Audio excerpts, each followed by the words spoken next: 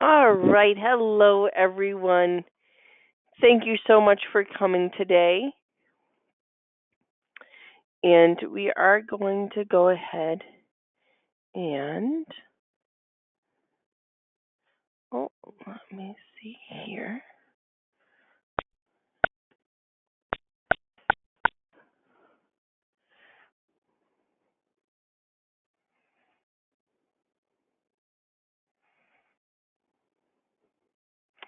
All right. Let me check here. Tammy, are you able to hear me?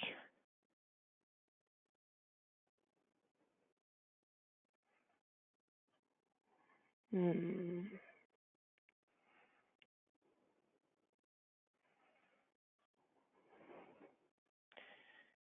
All right. Let me try.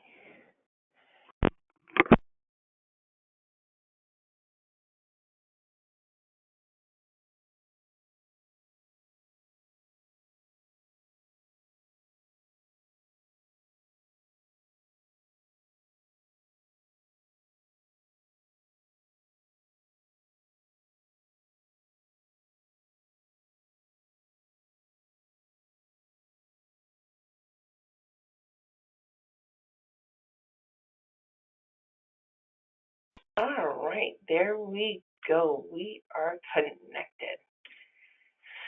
All right. Thank you so much for joining me today. Today we're going to be talking about how to pay down debt. My name is Kim. I am one of the financial wellness coaches here at the Centers for Finance and Education at New Hampshire Federal Credit Union. We're going to start with a couple of little housekeeping items, and then we will jump right into the presentation. Okay. All right. So first off, we're going to talk a little bit about what we do here. We have our financial webinars, and we cover multiple topics. So anything that you might think of with finances, we usually have a presentation about or something very similar. And we actually have a website that we can go to, which I will provide in an upcoming email. It's a recap email that I send out the presentation, the recording, and I also send out a couple of links for some of the papers and the handouts for you. Okay? So we offer the webinars, but we also offer one-on-one coaching. So we do this a little bit differently from other places where are we actually have myself or my team members sit with you. It's usually a 1 hour talk where we see where you are as far as coaching, what we can do in-house, and then we'll then look at possibilities of where to go from there. Okay? This usually is helpful, especially when someone is trying to implement that education, right? If you come and you watch a webinar and you're like, great, this is great information. Now I just need assistance on how to actually put this in motion. That tends to be most of what our coaching is for our clients because they love the concepts, they want to follow them, they just don't know how to start. Okay, and so if you are interested, you can definitely contact us at 603-224-7731. Extension 330 is our direct extension to the center, and our email is centerfe@nhfcu.org. Okay, so that touches base a little bit on the center. As far as the webinar, what we do, if you have any questions during the webinar, we're not going to be adjusting any questions actively. We're switching it up. So if you have any questions, still, please provide them in the questions tab. If you see, usually up in the upper right-hand corner of your screen, you'll see your control panel, and you'll see a place that offers questions. If you go in there and type out your question, what's going to happen? It's going to actually send me an email at the end of the presentation. We're doing this because we found that people who join the webinars feel like they're disrupting the webinar if they ask questions, and we don't want you to feel that way. Everything still is anonymous. but we don't want you to feel that way. I want you to ask any question that you might have. We want to get those answered for you, okay? And so what's going to happen is the question will come to me, but in email form after the webinar concludes, which means when I send out the email afterwards, the next day, with all the information, I'm also going to provide a list of all the questions that were asked, and we're going to answer all those questions. And I'm going to put that in there for everybody. You're still going to be anonymous, but the reason why if you had the question, we're going to give that question to everyone and the answer is because someone might have also had that question, maybe forgot to ask it or didn't want to ask it. So we know that most people have the same question. So we want to make sure everyone has those answers. Okay, so if you have questions, go to the control panel, go to the tab, enter in your question, and we'll have all the answers for you in email form when we send out that recap email tomorrow. Okay? All right, let's go ahead. Let's get started because we've got a lot of information today. So this presentation is all on how to pay down debt, and there's steps that we have to look at first, okay? And there's steps that we want to follow, because what happens if we try to do things out of order, it's not going to be as beneficial for you, and it might even cause you to kind of backslide a little bit, okay? So there's things we have to put in place before we just pay down debt. But that's part of how to pay down debt, is doing these things first. So that's what we're going to talk about. We're going to talk about budgeting. We're going to talk about having an emergency fund. And then we're going to talk about possibly consolidating debt or different options that you have to lower your monthly expenses, which increases your cash. Okay? And then we'll talk about what we do from there. So first, why do we budget? So most people, when I ask them, do you budget? And they say yes, I'm like, oh, fantastic. Can I see your budget? It's not an actual working monthly budget, okay? It's just a piece of paper that shows their bills and when their bills are due. But it's not an actual complete budget. So a complete budget is, first you know your income, so that's usually at the top of the page, what you have coming into the household. Then you know your bills, your expenses. So along with anything that you have, like credit cards, car loans, mortgages, things like that are bills, electricity, you also have expenses. The expenses are your food shopping, gas for the car, if you have pets, what are you spending on your pets on a monthly basis? So expenses actually cover a wide range of other items. Next, you want to plan your savings and your sinking funds. So we'll call these savings account, we'll call these expense savings accounts. Some financial places call them sinking funds because you're planning to use this money for something, so it's planned to use it. So, and the budget that we recommend is the zero-based budget, where you actually have every dollar accounted for. That's what it means. Not that you're spending every dollar, but every dollar is accounted for. So, and what that does psychologically, because if you realize with finance, a lot of it is psychological. Okay? A lot of it is behavioral. And so you have to fight against that when really changing up your financial behaviors. And so that's why we use the zero-based budget, right? Because if you know, so it's mid-May now, so I'd be making our June budget shortly. I actually already have it made, but typically people will make the June budget a week ahead of time. And if you know you have a zero-based budget and you have your income, you have your bills, expenses, savings all covered, and your balance comes out to zero, you did great. You allocated every single dollar to go someplace. When you get to January, when you get to June, or let's say you're making this for September or December, whatever month you're making this particular budget for, you know that all the dollars are accounted for. So what that does in your mind is when next month comes, you can now say no much easier to impromptu spending because you didn't plan for it. Well, I didn't plan on going clothes shopping and buying $200 worth of clothes.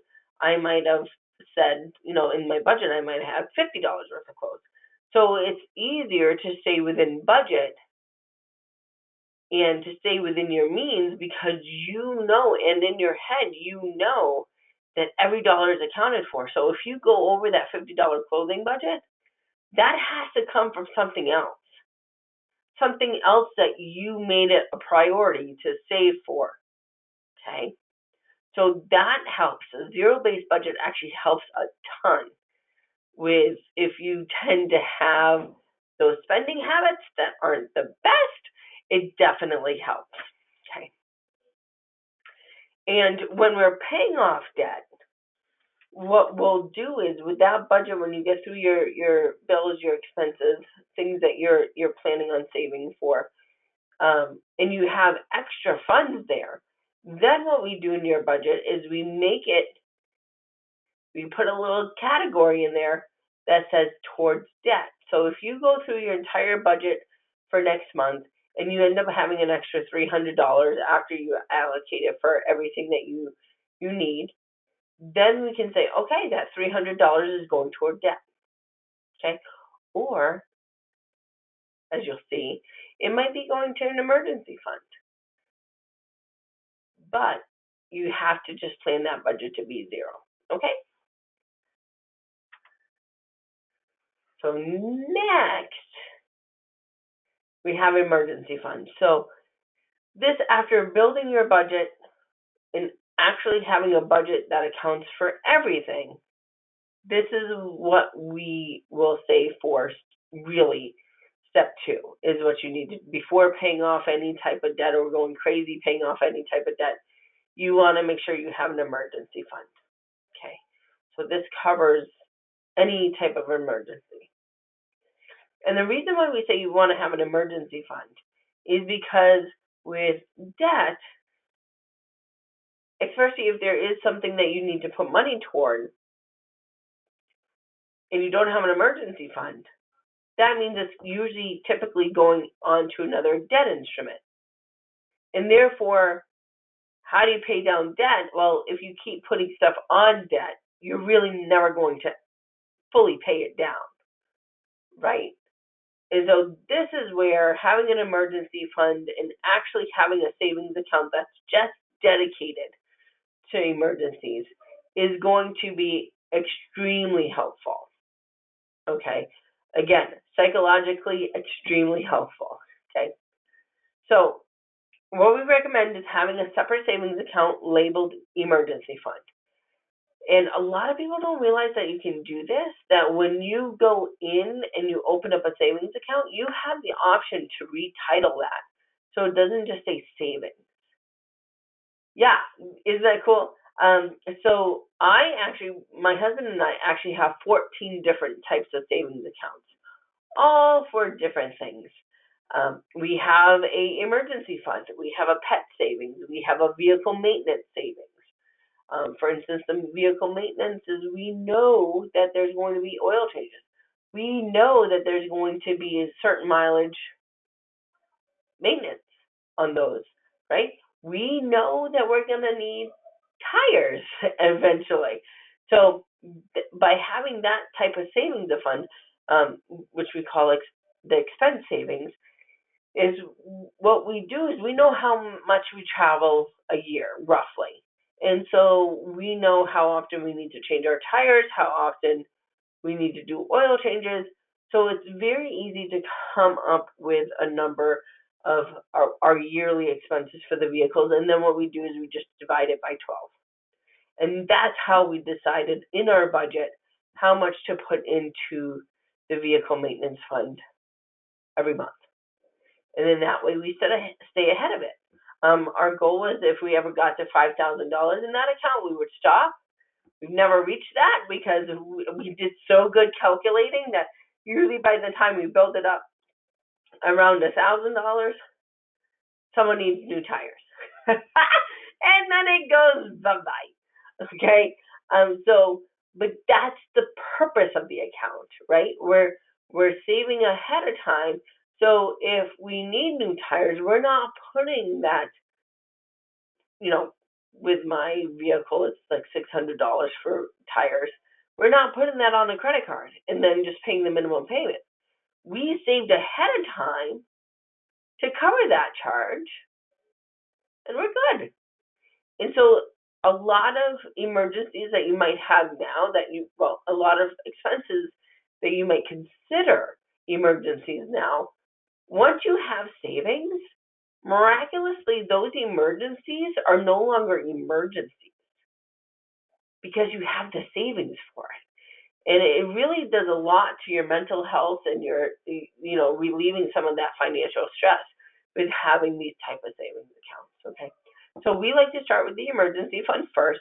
We don't usually tell you to have all these other funds yet. We usually just say, make sure to have the emergency fund because that's the one account that's going to help you no matter what, okay?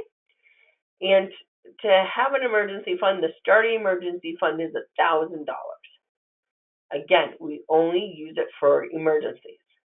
Okay. If you use any money from this account, for instance, I just mentioned that if we had $1,000 emergency fund and something happened to the car, we need to get it fixed, it was $300. What we would do is, as we mentioned in the budget, if we had any extra funds in the budget, we'd be paying it toward debt. Well, in this case, because we had to use money out of the emergency fund, you want to stop throwing the extra money at debt, build your emergency fund back up to 1,000, and then go back to paying down debt. Okay, because you always want to have your emergency fund up to 1,000. Okay, so that's the emergency fund. We have this, my husband and I, other than our home, we are completely debt-free. We worked hard at being debt-free. We use the zero-based budget to do that. But we have an emergency fund. It's not the starting emergency fund because when we were able to pay down debt, the next step is to then beef up your emergency fund up to 3 to 6 months worth of expenses. And that's where we are. Just in case something happens, we know that we are taken care of we have our set for, we went down a little bit, I think 4 months right now. So we're at 4 months. So if anything happens, we know we're all set for 4 months. Cool, huh? Next, we're going to talk about why consolidate debt. So this is something that, depending on who you talk to, I know I love Dave Ramsey. I know a lot of the people that come to our classes like Dave Ramsey. He doesn't recommend this, but it's something that can be very beneficial. But we have to remember that the behavior and the psychology behind it, okay? So sometimes what happens is you might have multiple cards that have balances on them, and therefore you have multiple minimum payments that you have to make multiple times throughout the month. So what this can do, and sometimes that's so stressful that people just like, oh my God, I have like 7 different things I'm paying just for credit cards and I'm just losing it. So what happens is this can really help people consolidate all those bills into one. And therefore, sometimes that's just the organizational thing that someone needs to feel empowered to start attacking. So what it does is turn multiple payments per month into one easy payment per month. Okay.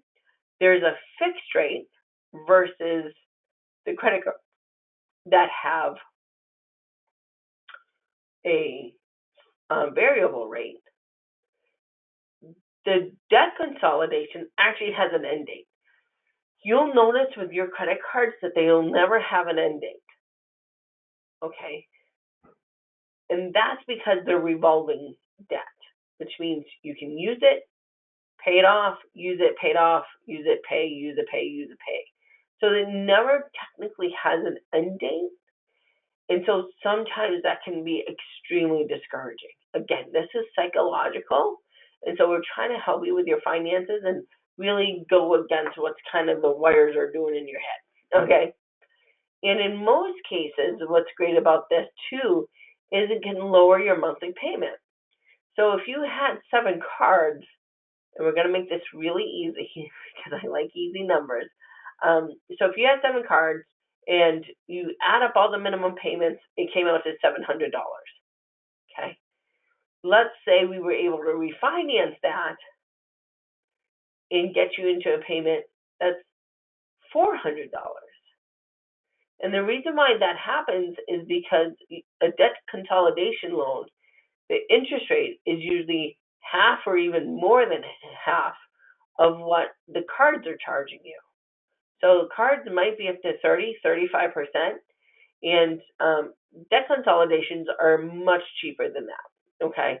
So it can lower your monthly payment. So if you were used to paying $700 a month, but now you're paying $400 a month, that frees up $300, okay? Which is fantastic because you just created more cash flow for you. So if we're looking to pay down debt, this is a great tag team. Consolidate the credit cards, and then we start paying down the debts.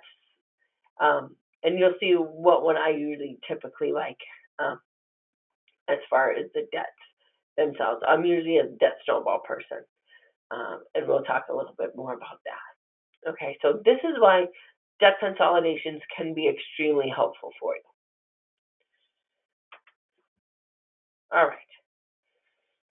Now that we have a budget, okay, and now that we have an emergency fund, we're saying that we got through those two. We're working on a monthly budget. We're making a monthly budget for every month. It's working out well.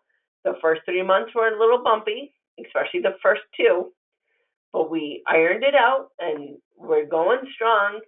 And we have our $1,000 in that emergency fund.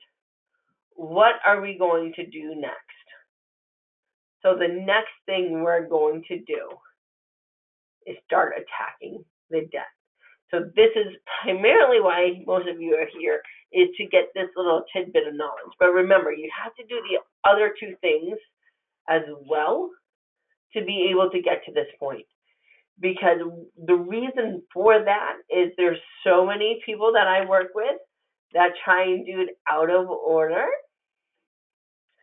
And they learn the hard way where they think they have an extra $200, so then they put that money toward the credit card. Okay? Which is sensible, you would think. But then what happens is they forgot about a bill that was coming out. Let's say that was $180. Well, now they used that money that was actually meant for that bill on the credit cards, so they had to use the credit card, right? And by doing that, you're actually doing more harm than good, because what you see happening is you are seeing, oh yes, I could pay it down. You were all excited, and then within a week, you realize that you couldn't and had to put that other stuff on the card, so the card balance went right back up. So now you're saying, see, I can't do this. I can't do this. And it's just reaffirming what you thought you couldn't do. Within all actuality, you can do it. We just need to make sure we have the plan in place. Okay. So when we attack debt, to be able to actually attack debt, we need to stop using debt for purchases. Because if you're still using your credit cards, you're never going to pay down debt. You'll keep it where it is, but you won't actually be paying it down. Okay. And so what we want to do is we really want to get you off of using the debt instruments to pay for things. Obviously, we know life happens, and we know that sometimes it's a necessity. Okay. I'm not talking about those times. But I'm also not wanting you to make excuses either, because that tends to happen. That money is getting spent elsewhere on wants, and then when it comes down to the needs, then it's like, oh, well, I need this, and yes, it's a need, so I need to put it on the credit card. Well, that's because you used all your income on wants that you don't need, right? So if you're that type of person, you know who I'm talking to. It's one of those things that you really want to look in, and if you're serious about attacking debt, you really need to look at your spending, just yours. Everyone's financial situation and spending situation is different. So you want to look at yours and say, okay, what do I need to do? What would be nice to do if I had the extra funds, and so forth. Okay. And no matter, we're going to talk about a couple of different methods of paying down debt. No matter which one you choose, we're going to focus on one debt at a time. I have some people that try and take an extra $100 a month and put $20 across the board to their 5 debts. But what happens there is you're barely seeing a dent in any of them, and it was $100, whereas if you focus that $100 on one debt, you pay that down faster. And so again, we want to work with psychology. If you put $20 across 5 cards, and let's say each card is at $500, and you paid $20 on each card, an additional $20, then you're probably not going to see a big change. Whereas if you took that full extra 100 and threw it at one debt, you'd have your minimum payment plus that extra 100. That goes down dramatically. So again, we're talking about psychology. That's going to look a lot better to you than looking at 5 debts that barely moved. Okay. So here are the methods for paying down debt. So we have the debt avalanche. So here are the descriptions. So here we have the interest. We start with the highest interest, and then we work down to the lowest interest. Okay. Debt snowball is we start with the lowest balance, and we work our way up to the highest balance. Okay. And with the debt snowball, you can see that usually with the lowest balance, you usually have the lowest payment.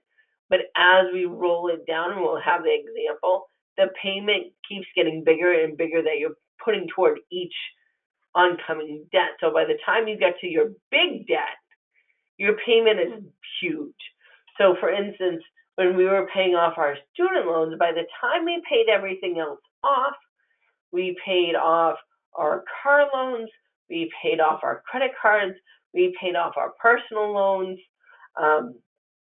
When we got to our student loans, we had an extra $1,000 a month to pay toward our student loans, which if we tried to do that, and not follow the plan, then we would never have $1,000 to pay toward any debt, because we really didn't have a good plan to follow.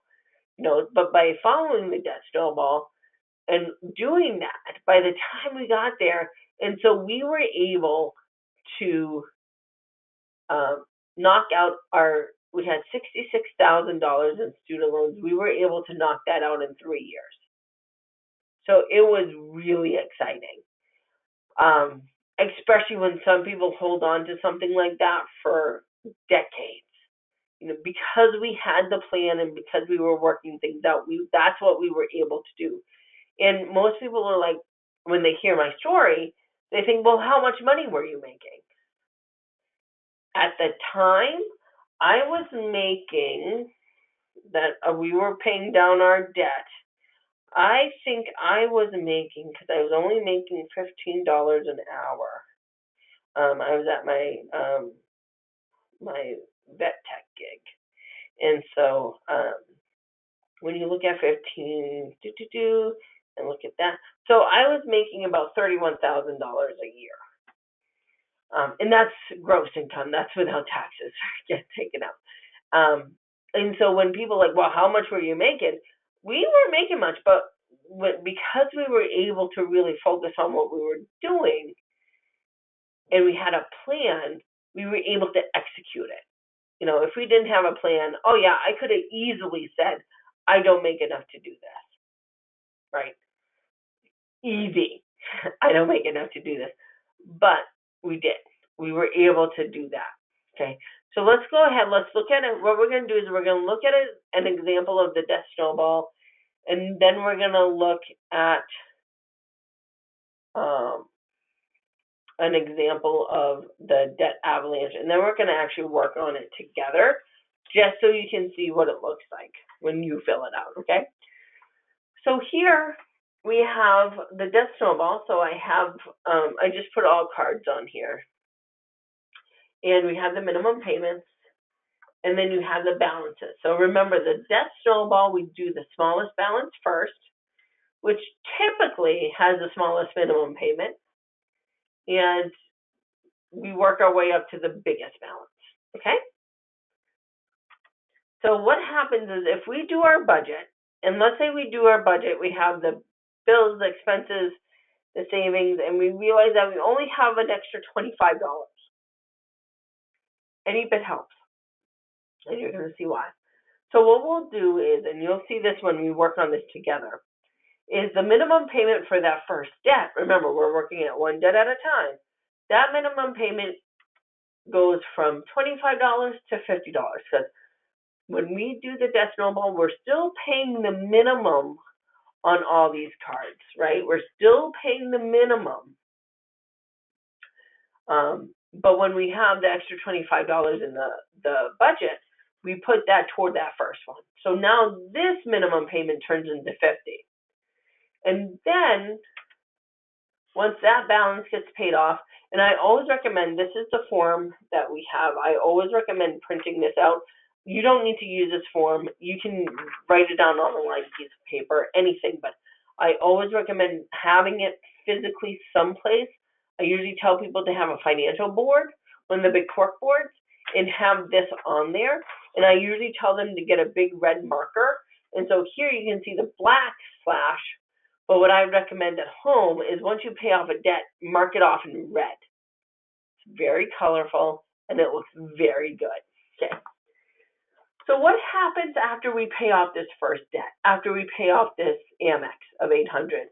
We take that minimum payment that we've been able to do, that $50, and we roll it down.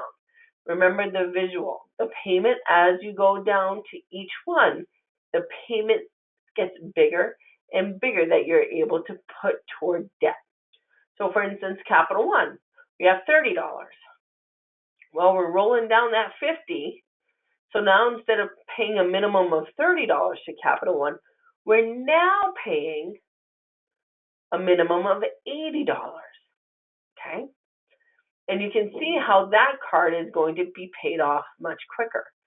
Now, another thing that I usually recommend people if they want to pay down debt and they're really going for it is to do a yard sale. Get rid of stuff. It's a great time to do it. Spring cleaning, and people love yard selling and getting rid of stuff. We did a yard sale. We ended up making $700. Okay? So it's one of those things where, and that's what happened with us. We said, okay, whatever we make, that's going toward debt. So think about it. If you're able to do yard sale and you're able to make $500, and you say, nope, that's going toward debt, and we're paying off the Capital One, you can throw the $500 right at the Capital One, right? It gets exciting. Once you guys start doing this and working on that Debt Snowball, it gets really motivating. And I know most people are like, I don't see how this would be exciting, but it really is. So once you pay off Capital One, we cross that off. And now we look at Best Buy. Minimum payment's $80. Well, guess what? Now that Capital One's paid off, we're rolling down that 80, and now you're able to put 160 toward that debt. Okay? So that's how that payment just starts doubling, and then, Target going from, the Best Buy to the Target. And then, so if we go and we do the 160 plus the 85, you're looking at a minimum payment to the Target account about $245. And then when we add that, once you pay that off and go to the Discover, you're paying $425 on the Discover. Would you think you'd ever get to that point where after paying down 3 cards, you'd actually be able to put for a little over $400 toward a credit card? Most people are like, no. Because when you have the plan, you can achieve so much more. All right, this is the Debt Avalanche. You can see how it's arranged a little bit differently. And you can see, we're going to go back to the Debt Snowball. I didn't have any interest rates here because that's not how we structured this, right? Debt Snowball is all based on balance. Smallest balance to the highest balance. Whereas the Debt Avalanche, we're based on interest. So we want to make sure we have the interest on this one. And you can see with the Amex, we have that as the biggest interest. We have minimum payment of $25. And then we have the balance of $65. Now you're going to see why I don't like this. I know a lot of people get caught up on the math part. And they're like, well, shouldn't we pay off the highest interest first? That way we end up spending less money. Yes. So if you look at it as a math problem, then correct.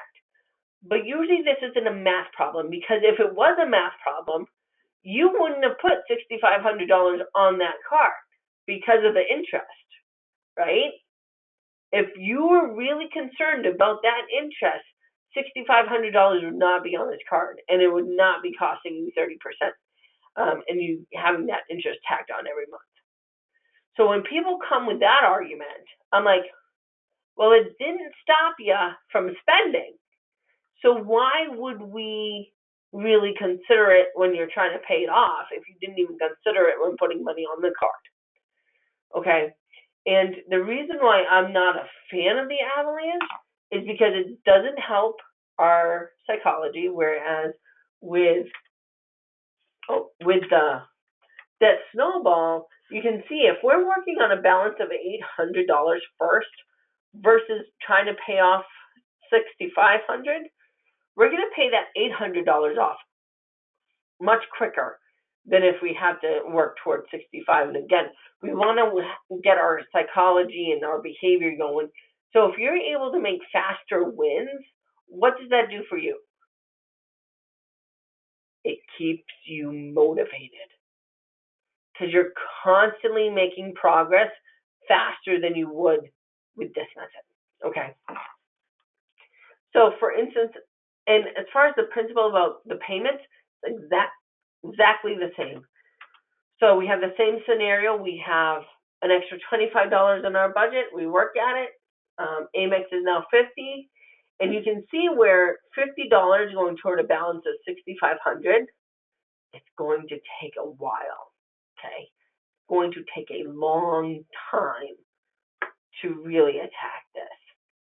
But when you do, boom, and you roll it down just like the Debt Snowball, this is how, when you're paying one debt at a time, this is how it works. So now we're at Discover, which is $3,000. You're paying off, your now minimum payment is $90. Pay that off. We go down, and now instead of paying $100 toward Target, we're now paying $190. And you can see where, with the higher interest rates, we ended up having the higher balances. That tends to be typical. Okay, so that's another reason why I really like the Debt Snowball. So here is an example of the form that I showed briefly earlier in the presentation. So what we're going to do is we're going to create a plan together. So this is going to take up the last 15 minutes, okay? So just in case you have any questions you've been thinking about and haven't asked yet, make sure to go ahead and put those in. And let's go ahead. All right. So here, let me just make sure, you guys can see that perfectly. So here is where we were going to go ahead and put in the debt. So we're just going to put in some random ones, right? So let's say we have Discover, and I'm doing this as a debt snowball, so we don't need to put in interest. Let's say we owe $1,000 on that. Let's say the minimum payment's $50, okay? And then let's say we have an Amazon card, because I know a lot of people have those, and let's say that has, actually, you know what, let's start off small. Let's do that 500. Let's do this one 800. And then a lot of people have Target. We'll say 900 on that one. Because again, remember, the balance is what we're doing is we're doing lowest balance to highest balance, okay? Let's say minimum payment, we'll say with Amazon, let's say that's 45. Let's say that's 50. And then let's say we have a personal loan, and that was for 5,000, and therefore, let's say that minimum payment is 120. Let's say we have a car loan. So anything and everything as far as, and let's say that's 15,000 left on that, and that payment, let's say, is 340. And let's say we have some student loans, and let's say we have 30,000 left on those, but they've been racking up, and the payment we're going to say is around 350. Okay. So this is something that you would do with your debt. All debt is considered other than your mortgage for right now, right? So what will happen is you'll take all your credit cards, your personal loans. Personal loans also include, we have a lot of people that we've helped that have used like Rent-A-Center, the title loan companies. Those are all considered, we consider those personal. Car loans, any type of car loans you have, you want to make sure you put this on the list. Student loans, and I'll tell you a little way that we tackled our student loans, which a lot of people don't realize you can do. Okay, so we'll give that little tip. So what I'm going to do here, and this is the form, let's say we go through our budget and we notice after accounting for everything, and we've funded our starter emergency fund for $1,000, we realize that we have an extra $300 a month. So what we're going to do here is we're going to put $300, okay? Perfect. And so what we plan on doing is now the new payment is $350. So we're going to pretend when we do our budget that Discover minimum payment now is $350 because we're going to be working on that. Okay? So that's what we're going to do with that. And then once, and just like I said, like I'm just going to do it this way, just so you can see. When you're at home and you cross it off, you can see how cool that looks with the red. Very motivational. After you pay off the Discover, which you'll see once you do your budget and you realize and you have your emergency fund, you're like, oh my God, I'm going to have my Discover paid off in less than 2 months. This is fantastic. Whereas before, it probably didn't really feel like you could pay down at all, especially if you were splitting up. So you had an additional $300, and you were putting it toward maybe the largest loan or something, you don't see as much of a dramatic effect as if you're paying off the smallest one first. So then what we do is, just like the example, we then roll that 350 down. So that's the additional amount to Amazon. So now we are able to do $395. So that's the new payment for Amazon. And you can see that Amazon, if we add $10 more to that, will be paid off in another 2 months. So here, by doing the Debt Snowball, we have paid off 2 credit cards completely in less than 4 months. And you might be thinking, are you kidding me? And when you start doing this, at least this is how I felt, when we started paying off debt, we kicked ourselves so much that we did not actually do this sooner, but we didn't know, right? We ended up doing Total Money Makeover, Financial Peace University. We ended up trying to get this education, and then we look at it and we're like, this is like common sense. Why didn't we do it? So it's definitely one of those things. Don't kick yourself in the butt too hard, right? Because we've all done it. I've done it. But this is, it's just the exciting thing when you look at it, because when you look at these totals, the 800, the 500, it's one of those that you feel like it's going to take you forever. And then when you actually make this plan and you realize that you can get things paid off quickly, you're like, oh my God. So let's do the next one, Target. So we have the $395 coming down with the $50 minimum from Target. So our new Target payment, you're going to laugh at this, $445. Okay? Again, if we just add $10 more to this, Target is paid off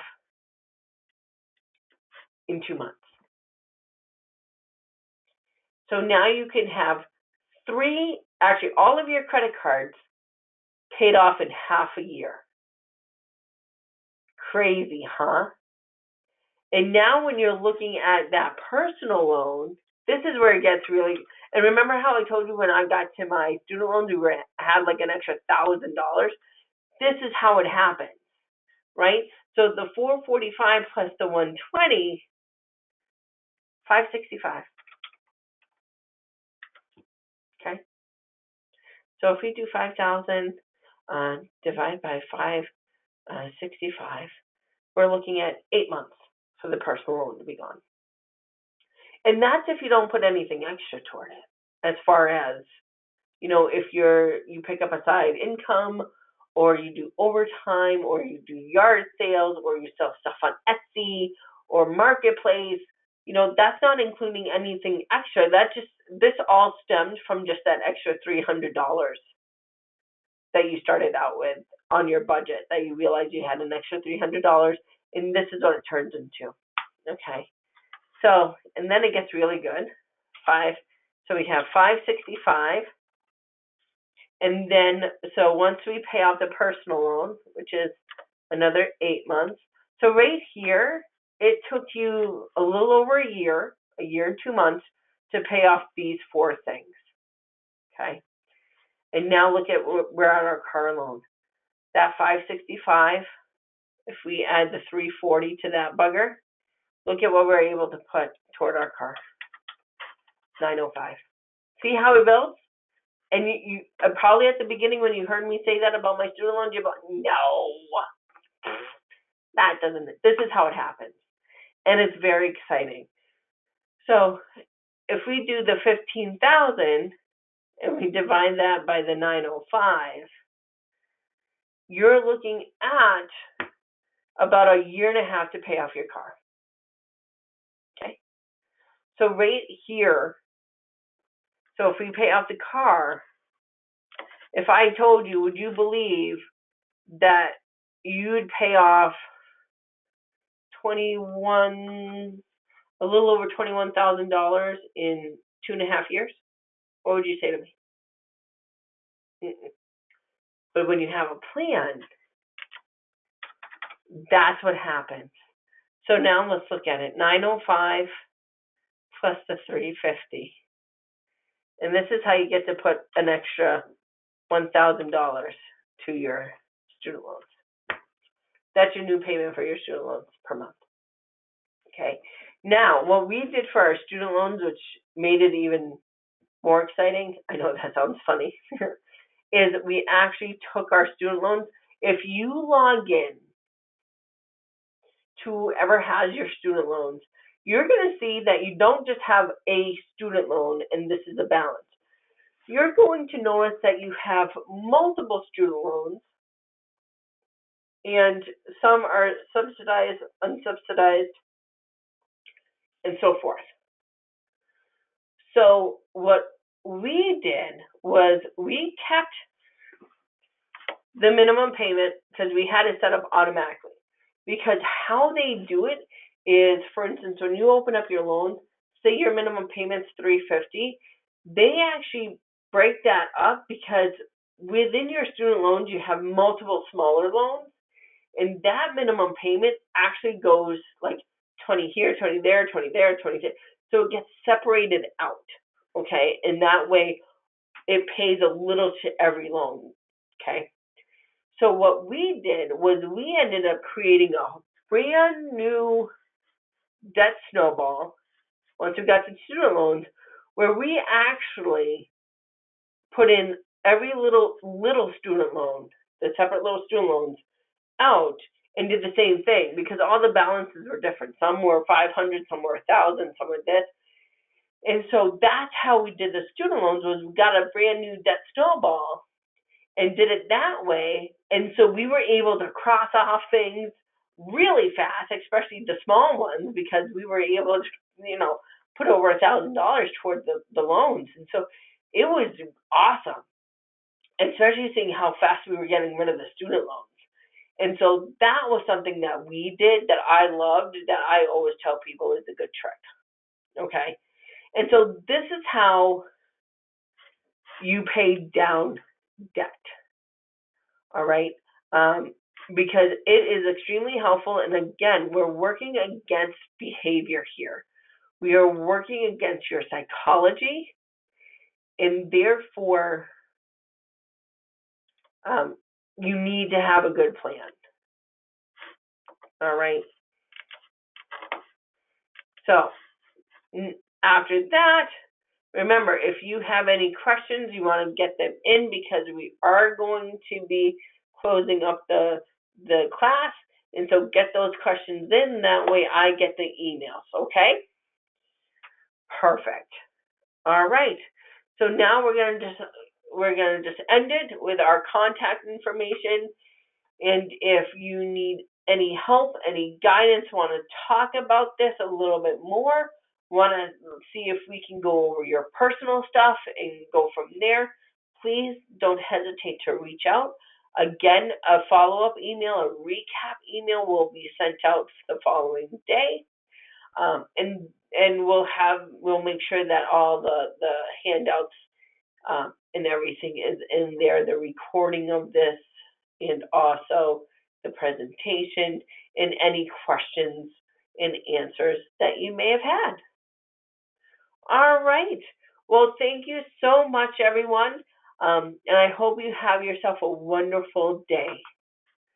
Bye now.